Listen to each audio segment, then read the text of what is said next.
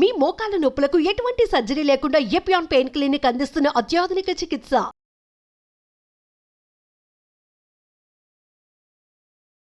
ఆరోగ్యాభిలాషులైన ప్రేక్షక మిత్రులకు నమస్కారం.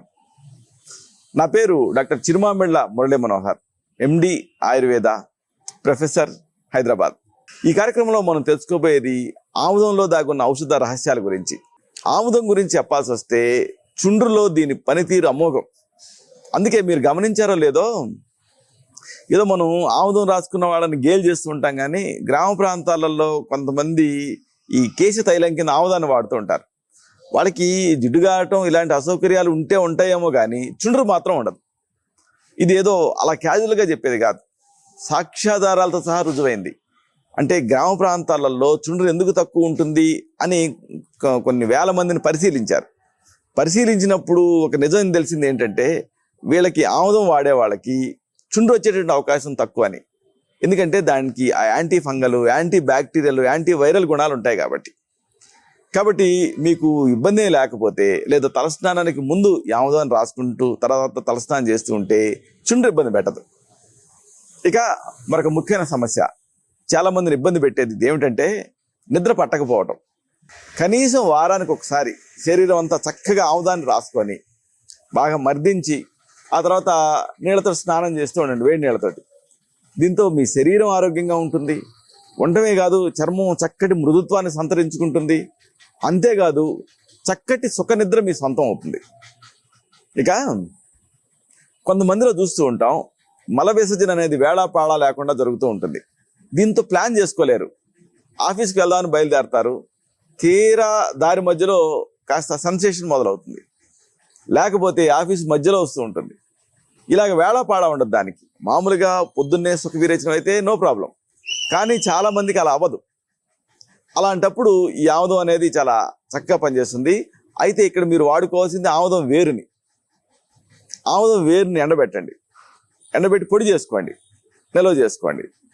రోజు రాత్రి పడుకునే ముందు ఒక 2 స్పూన్ల ఈ ఆముదం వేరు పొడిని 2 గ్లాసుల నీళ్ళకి వేసి అర గ్లాసు మిగిలేంత వరకు మరిగించి చల్లార్చి వడపోసుకొని తాగుతూ ఉండండి.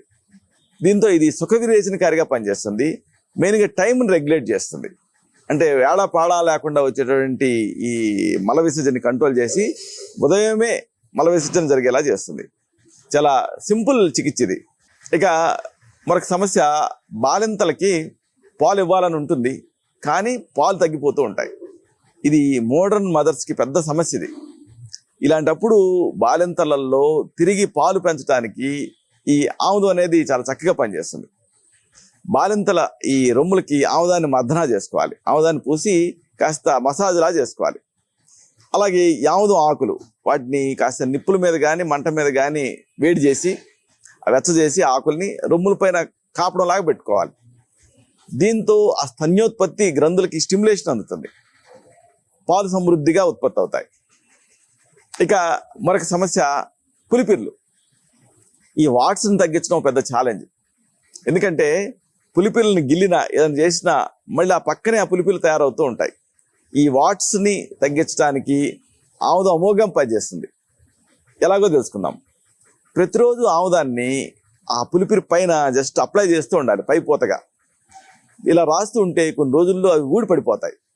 ఎందుకంటే ఆముదానికి యాంటీ వైరల్ గుణం ఉంది.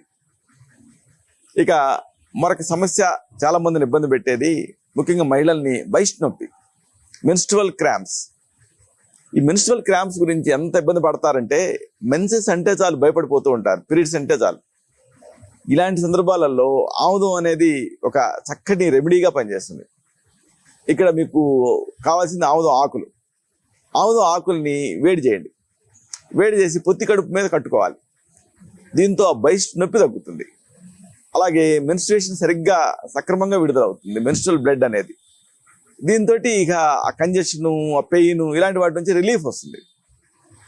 ఇక మరొక ముఖ్యమైన సమస్య, ఎంతో మందిని ఇబ్బంది పెట్టేది, కనీసం నా దగ్గరికి రోజుకి ఒక 10 మంది అయినా వస్తూ ఉంటారు, నడువు నొప్పని, సయాటికా నొప్పని. ఇలాంటి వాళ్ళకి ఆముదం గింజలు చాలా బాగా పనిచేస్తాయి. ఎలాగో తెలుసుకుందాం. 5-6 ఆముదం గింజల్ని నలగొట్టండి. నలగొట్టేసేసి ఆ పేస్ట్ లాగా అవుతుంది కదా, తగినంత పాలకు కలపండి. ఆముదం గింజలు నలగొట్టి పాలకు కలపాలి. ఇప్పుడు చిక్కగా కాచాలి. కాచిన తర్వాత ఆ పాలని వడపోసుకొని తాగుతూ ఉండాలి. దీంతో ఆశ్చర్యకరంగా ఆ వాతం తగ్గి, ఆ నడువు నొప్పి, ఆ సయాటికా నొప్పి ఇలాంటి సమస్యలు తగ్గుతాయి. రెగ్యులర్గా చేస్తూ ఉండండి. అమోఘమైన చికిత్స ఇది. ఎంతోమంది సర్జరీల వరకు కూడా వెళ్తూ ఉంటారు, అయినా రిలీఫ్ రాదు. అలాంటి వాళ్ళకి ఇది ఒక చక్కటి చికిత్సగా పనిచేస్తుంది. సింపుల్గా 5-6 ఆముదం గింజలను నలగొట్టి తగినన్ని పాలకు కలిపేసేసి ఒక అర గ్లాసు పాలకో గ్లాసు పాలకో బాగా చిక్కగా మరిగించేసేసి వడపోసుకొని తాగుతూ ఉండాలి. ఇలా రెగ్యులర్గా చేస్తూ ఉండాలి. ప్రతిరోజు రాత్రిపూట తీసుకుంటూ ఉంటే నడువు నొప్పి, సయాటికా నొప్పి ఇలాంటివి తగ్గుతాయి. ఇక కొంతమందికి ఏమో కీళ్ళ నొప్పులు విపరీతంగా ఇబ్బంది పెడుతూ ఉంటాయి. అలాగే ఒళ్ళు నొప్పులు, బాడీ పెయిన్స్ కూడా ఇబ్బంది పెడుతూ ఉంటాయి.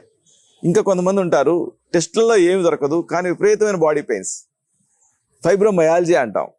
ఇలాంటి అనేక రకాల నొప్పులలో ఆముదం అనేది ఎక్సలెంట్గా పనిచేస్తుంది. ఎలాగో తెలుసుకుందాం. అరకప్పు సొంటి కషాయాన్ని సిద్ధం చేసుకోండి. దీనికి 1 లేదా 2 స్పూన్ల ఆముదం కలపండి, తాగేయండి. సొంటి కషాయం ఎలా తయారు చేస్తారు అంటే, ఒక అర టీ స్పూన్ సొంటి పొడిని ఒక గ్లాస్ నీళ్ళకి వేసి పావు గ్లాస్ అయ్యేంత వరకు మరిగించాలి. అప్పుడు కాన్సన్ట్రేటెడ్ డికాక్షన్ తయారవుతుంది. ఇలాగ ఒక అరకప్పు సొంటి కషాయాన్ని సిద్ధం చేసుకొని వేడిగా దానికి 1 లేదా 2 టీ స్పూన్లు ఆముదం కలపండి, తాగేయండి. దీంతో ఆ కీళ్ళ నొప్పులు, ఒడు నొప్పులు, అలాగే రుమటైడ్ ఆర్థరైటిస్లో ఉండేటువంటి ఇన్ఫ్లమేషన్తో కూడిన నొప్పులు, అలాగే సలుపులు, బాడీ పెయిన్స్, మయాల్జియాస్, ఫైబ్రోమయాల్జియా ఇలాంటి అన్ని సమస్యలలోనూ ఎక్సలెంట్ ఫలితం కనిపిస్తుంది. ఇక కొంతమందికి ఈ వాత రోగాల వల్ల కానీ, కీళ్ళ నొప్పుల వల్ల కానీ, మలబద్ధకం వల్ల కానీ వీటితో ఆ వాతపు నొప్పులు, వాపు నొప్పులు ఎక్కువ అవుతూ ఉంటాయి. ఇలాంటి సమస్యలు ఉన్నప్పుడు ఆముదంతో ఒక చక్కటి ఫార్ములేషన్ ఉంది. ఆముదం వేళ్ళు, సొంటి, చిత్రమూలం, కరక్కాయ వీటితోటి ఒక క్వాద చూర్ణం తయారు చేసుకోవాలి. అంటే టీ పొడిలాగా తయారు చేసుకోవాలి. అంటే చిన్న చిన్నగా ముక్కలుగా వాటిని నూరి దాన్ని అచ్చం టీ పొడి ఎలా వాడతామో అలా సిద్ధం చేసుకోవాలి. దీన్ని నీళ్ళకి వేసి ఒక 4 గ్లాసులు నీళ్ళకి వేసి 1 గ్లాస్ అయ్యేంత వరకు మరిగించాలి. దీన్ని అర గ్లాస్ ఉదయం, అర గ్లాస్ రాత్రి వేడిగా ఉన్నప్పుడు తాగుతూ ఉండాలి. ఇలాగా రెగ్యులర్గా చేస్తూ ఉంటే ఈ వాత రోగాలు, అలాగే కీళ్ళవాపులు, మలబద్ధకం వల్ల వచ్చేటువంటి బాడీ పెయిన్స్ ఇలాంటివన్నీ కూడా తగ్గుతాయి. ఇక కొంతమందికి ఈ ఆస్మా వల్ల ఛాతిలో పట్టేసినట్టు ఉంటుంది. ఇలాంటి సందర్భాల్లో కూడా ఈ ఆముదం చాలా బాగా పనిచేస్తుంది. యూకలిప్టస్ ఆయిల్, అలాగే టర్పంటైన్ ఆయిల్, ఇక ఆముదం, ఇలాగా యూకలిప్టస్ ఆయిల్, టర్పంటైన్ ఆయిల్, దీనికి ఆముదం కలపండి. కలిపి రాత్రి పడుకునే ముందు ఆ ఛాతి మీద, వీపు పైన రాసుకొని సున్నితంగా మర్దన చేసుకుంటూ ఉండండి.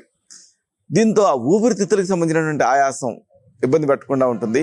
అలాగే ఛాతిలో పట్టేసినట్టు ఉండటం ఇలాంటివి ఇబ్బంది పెట్టకుండా చక్కగా సుఖనిద్ర పడుతుంది.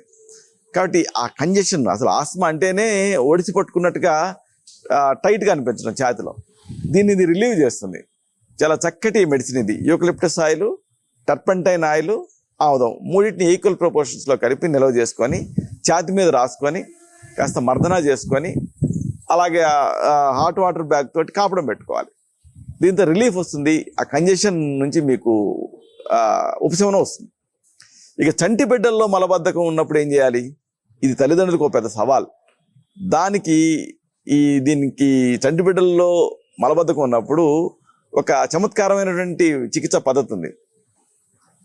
తల్లులు ఏం చేయాలంటే, చంటి బిడ్డలకి ఏ ముందు ఇవ్వకుండా ఆముదాన్ని ఆ బాలింతలు తాగాలి. తాగుతూ ఉంటే స్తన్యం ద్వారా అది కాస్త చంటి బిడ్డలకు చేరుతుంది. దాంతో ఆ మలబద్ధకం నుంచి పిల్లలు బయటపడతారు.